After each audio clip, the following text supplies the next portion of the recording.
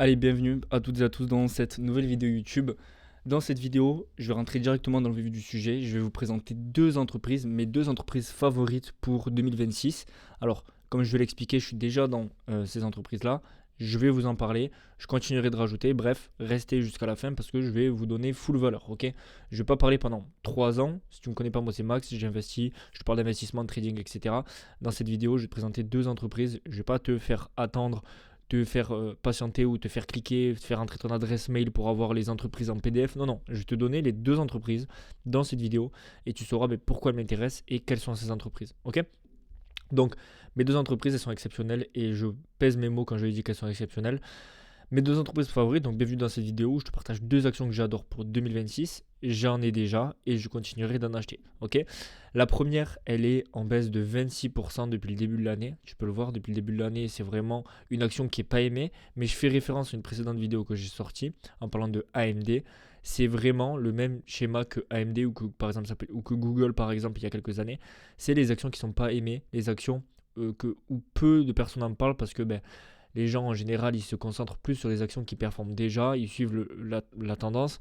Le problème c'est que le marché c'est un cycle, c'est-à-dire qu'une fois qu'une action elle a bien performé, l'argent euh, change, l'argent circule et il va typiquement dans ce genre d'action. Donc je ne serais pas étonné de voir prochainement, pas forcément demain, mais dans les mois à venir, les semaines, les mois à venir, une news sur cette action concernant AMD. AMD, on a une news du jour au lendemain, l'action a pris 30%, ça a réveillé, depuis on a pris 80, on a pris 120% dans l'année. Donc c'est typiquement ce genre d'action que j'aime. Et la deuxième, pareil, elle est à break-even à peu près depuis le début de l'année, elle n'a pas trop bougé, moins 0,83%. Tu peux voir le prix, si tu t'intéresses à la bourse, tu sais sûrement de quelle action il s'agit, je vais t'en parler juste après. Très très belle action, magnifique. Ces deux actions-là que je vais te parler. Pourquoi elles sont en baisse depuis le début de l'année? La première action, elle n'est pas aimée comme je viens de le dire. Et c'est ce que j'ai aimé. Exemple de AMD, c'est ce que j'aime. Et au vu des chiffres aussi qu'elle publie, c'est incroyable. Alors, ok, donc c'est parfait. Je regardais quelque chose. Donc, première qui n'est pas du tout aimée, j'aime beaucoup. Moi, je préfère aller sur les actions qui, vous voyez, qui n'ont pas encore fait leur mouvement.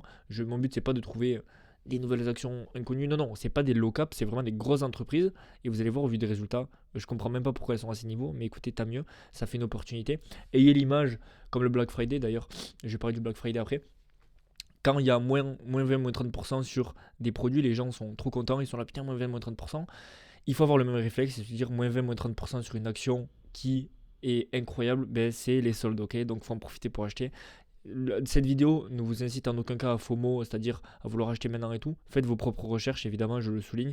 C'est pas des conseils d'investissement, je dis juste ce que je partage, je dis juste ce que je fais et ce que je sais. Et la deuxième est en forte baisse depuis une annonce. C'est pas une mauvaise annonce selon moi, c'est que court terme. Quelles sont ces deux actions? Est-ce que tu as déjà une idée de quelles sont ces deux actions? C'est Adobe et Meta. Je te fais pas patienter, c'est vraiment ces deux entreprises-là que je te parle là actuellement. Bref, s'il y a une coupure, c'est que je suis allé me moucher.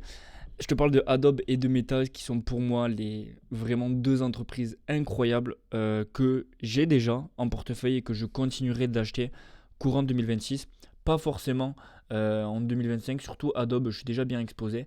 Je continuerai d'acheter. Pour moi, Adobe, ça ne me dérangerait pas. Actuellement, elle représente à peu près 6% de mon portefeuille. Ça ne me dérangerait pas qu'elle passe à 8-10% à l'avenir. Voilà, parce que Adobe, c'est vraiment incroyable. Et Meta, je suis déjà bien exposé dessus, mais je continuerai de rajouter dessus. Et je vais te parler du coup de mes deux thèses, deux entreprises du secteur de la tech. Voyons pourquoi elles m'intéressent. On va commencer par le cas de Adobe. Donc voilà, ces deux entreprises de la tech, je partage en ce moment beaucoup d'entreprises de la tech parce que moi, j'ai globalement pas mal de tech. J'essaie de me diversifier, vu le contexte actuel, vers les entreprises à dividendes. Donc la tech, c'est surtout des entreprises de croissance en général et de valeur. Ok, par exemple, Adobe et Meta, on est sur des entreprises de valeur et de croissance. Pourquoi? Parce qu'elles ont un revenu croissant de plus de 20%. Donc pour moi, c'est dans la catégorie entreprise de croissance. Et ce qui fait que quand le marché monte, elles montent beaucoup plus. Et quand le marché baisse, elles prennent beaucoup plus de tarifs. C'est normal, c'est des entreprises de croissance. Et c'est des entreprises de valeur parce qu'elles pèsent déjà plusieurs milliards. Ok. Donc le cas de Adobe. Alors pourquoi Adobe m'intéresse? Si on regarde les chiffres, on va aller un peu plus vers les chiffres. Alors je vais faire une pause. J'ai plus de batterie sur mon ordi. J'arrive 2 secondes. Donc si on regarde les chiffres de Adobe, c'est juste abusé. Enfin abusé, c'est pas non plus des trucs incroyables, mais par rapport à l'action, si on prend du recul, on va voir après la décorrélation qu'il y a. C'est justement ça que moi je cherche quand j'investis dans une entreprise, c'est une décorrélation. Je veux voir des revenus qui augmentent, une croissance des revenus, une croissance des EPS, une croissance du net income, une croissance du free cash flow, avec une action qui baisse. Et ça, c'est vraiment les meilleures opportunités. Donc, si on regarde en termes de croissance de revenus, ça c'est la première métrique que je regarde. Et on voit que Adobe fait stagne, enfin, maintient un 10 à 11% depuis plusieurs années dans la croissance des revenus. Et j'anticipe, moi, une augmentation de croissance entre 12 et 15% au moins, enfin, sur mon cas modéré normal quoi, donc sur ma thèse normale, donc c'est vraiment très très bon. Et ensuite si on regarde donc si on regarde hop des chiffres plus en profondeur, on regarde le net income, on voit que on a fait 30% cette année, qu'on a un EPS de 35% également, donc c'est vraiment intéressant, on voit une croissance du net income et de l'EPS. Et surtout ce que j'aime beaucoup, c'est que dans ce business model, les marges elles sont de 90%, on est à 30% de marge nette. Donc c'est ce que j'ai dit juste en dessous, on voit que c'est un business model qu'on adore. C'est un business model récurrent à abonnement, donc ça c'est vraiment très très intéressant pour la projection quand une entreprise a un business model récurrent, c'est pour les investisseurs en général adorent. Il y a une croissance annualisée de 10% stable en termes de revenus et je le vois encore croître. Il y a des marges exceptionnelles de 89-90%, un EPS qui croît depuis plus de 5 ans, un cash flow en augmentation depuis 3 ans, et gagne de l'argent et arrive à en épargner, ça c'est important. Une entreprise peut gagner de l'argent et en perdre, donc là ils arrivent à gagner de l'argent, il y a une croissance, ils arrivent à épargner, bref c'est très très bon. Maintenant concernant mes projections sur l'action, parce que moi il faut savoir que je fais mes propres projections, ok, j'ai un tableau de projection que j'ai fait moi-même, c'est de très très bonnes projections. Ok, si on voit Adobe, donc j'ai sur mon cas, comme je vous ai dit, c'est mon cas de base, c'est pas mon cas très bullish ni mon cas baissier. De base, j'estime que Adobe peut avoir 12% de croissance en termes de revenus annualisés sur les 5 prochaines années et 20% de net income. C'est vraiment mon cas de base. Je serais pas étonné de voir du 25% de net income. J'ai préféré être tranquille. On voit que les prévisions sont très très bonnes. On voit que d'ici 5 ans, on peut avoir Adobe qui soit à 700$, soit plus de x2, x2,5. Donc c'est très très intéressant pour Adobe. Ça, c'est un outil que j'utilise. Donc je rentre ça rentre automatiquement tout le reste. Et j'ai juste qu'à mettre le revenu, le net income, donc que je récupère directement depuis ici. Le revenu, le net income, je les récupère depuis ici. Donc je mets cette chose-là et cette chose-là. Et après, en fonction de moi, mes anticipations, etc., on rentre le net income gross et le revenu gross. Tout ça pour faire du coup des prévisions. Et cet outil est disponible dans mon groupe. D'ailleurs, si vous me suivez sur Instagram, vous l'avez vu. J'ai lancé une offre Black Friday, je le fais rarement des promos. Il y a une offre jusqu'à vendredi soir, du coup minuit, ok, où il y a moins 50% sur toutes les offres, ok, que ce soit l'offre mentorat ou l'offre abonnement classique, c'est sur le premier mois. Les places sont limitées, il ne reste plus que 9 places, donc avec le code BLACK, tu as le premier lien en description. Code BLACK, tu le rentres et tu as un premier mois en gros de test, du coup à 50% moins cher. Si ça te plaît, tu restes, c'est annuel à tout moment. Mais profite de l'offre, je pense que même s'il faut, comme j'ai fait une story Instagram, à l'heure où tu regardes cette vidéo, il y a peut-être plus de place. Donc essaye, et s'il y a de la place, rejoins. Parce que vraiment, beaucoup de valeur, je partage toutes les entreprises que j'achète. Bref, tu as toutes les infos dans la vidéo qui la présente dans le premier lien en description. Ok. Maintenant, on va voir le cas de Meta. Donc le cas de Meta, c'est un cas qui est vraiment très très bon aussi. Meta, c'est très très bon. C'est pas juste parce que c'est un Max 7. Pour moi, il y a des entreprises qui n'ont pas de très bons chiffres comme ça. Par exemple, Tesla, si je prends l'exemple de Tesla, pour moi, les chiffres de Tesla sont pas incroyables. Du Tesla, j'ai pris des gros profits sur Tesla parce que les chiffres en soi sont pas incroyables. Quand on regarde Meta, c'est du 189 milliards qui font de revenus et ils arrivent à avoir une croissance de 21% par an. C'est juste abusé, on se rend pas compte, mais c'est pas 21% sur une entreprise qui fait quelques millions ou très peu de milliards. Ils font 189 milliards et ils arrivent à avoir une croissance de 21% par an. Donc ils gagnent de l'argent, ils continuent constamment de faire de l'argent, avoir une croissance.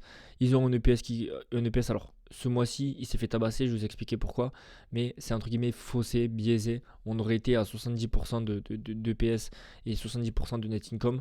On a des marges de 82%, c'est juste Meta. De toute façon, comme je l'ai dit, Meta, c'est un gros mastodonte avec tous les trucs. Pour moi, c'est croissant. On a de plus en plus d'utilisateurs sur Meta, encore sur Instagram, bref, sur WhatsApp, encore énormément d'utilisateurs. Et comme je l'ai dit, c'est en retard par rapport aux autres Max 7 suite à leur dernière publication. Ils ont eu de très très grosses dépenses en CAPEX qui font notamment baisser le résultat net. CAPEX, c'est les investissements, les dépenses liées aux investissements. Et donc du coup, ça fait nettement baisser leur résultat net. Les investisseurs n'ont pas, pour le coup, n'ont pas apprécié, ils se sont dit il y a énormément de dépenses, etc. etc. Mais est-ce que c'est négatif? Non, pour moi, sur le long terme, c'est pas négatif. Si uniquement si on voit un retour sur investissement, ok, parce qu'ils dépensent énormément, énormément en capex. Là, dans les grosses entreprises avec l'IA, etc., c'est un peu la course au capex, c'est-à-dire celui qui investit le plus pour avoir de plus de retours sur investissement, pour améliorer tout ce qui est processeur, etc., etc. Bref, pour améliorer tous les trucs, quoi. Et donc, c'est un peu, voilà, il faut qu'il y ait un retour sur investissement. S'il n'y en a pas, bon, on pourrait prendre cher. Dans tout le cas, pour moi, Meta, ça reste une très très belle entreprise. C'est que court terme. C'est une très très belle entrée. Elle a dip depuis les ATH depuis 25%. Donc c'est très très bon. S'ils arrivent à maintenir une croissance de 20% par an avec des revenus déjà stratosphériques, donc c'est vraiment, vraiment pas mal. Mes projections pour l'action Meta, c'est pareil. C'est très très bullish comme Adobe.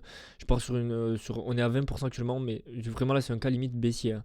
17% sur Meta, ce qui est très très gros encore. Là ils sont à 20-21%. Donc j'estime que leur croissance de revenus va un petit peu décélérer avec le temps, mais rester sur 17% avec un net income de 20%, qui pour moi aurait été beaucoup plus haut. C'est vraiment un cas limite conservateur. On est sur 1500, donc plus de x2, x3.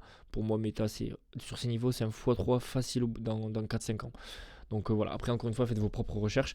Et comme je l'ai dit, évidemment, et tout comme Adobe et toutes les autres entreprises que j'ai partagées, ça dépend aussi du contexte macro. Ok, si tout le secteur de la tech prend cher, si au final on est dans une bulle que ça pète, etc., évidemment, Meta et Adobe, même si c'est de très très bonnes entreprises, ils vont pas monter pendant que le Nasdaq perd 30%. Vous voyez ce que je veux dire?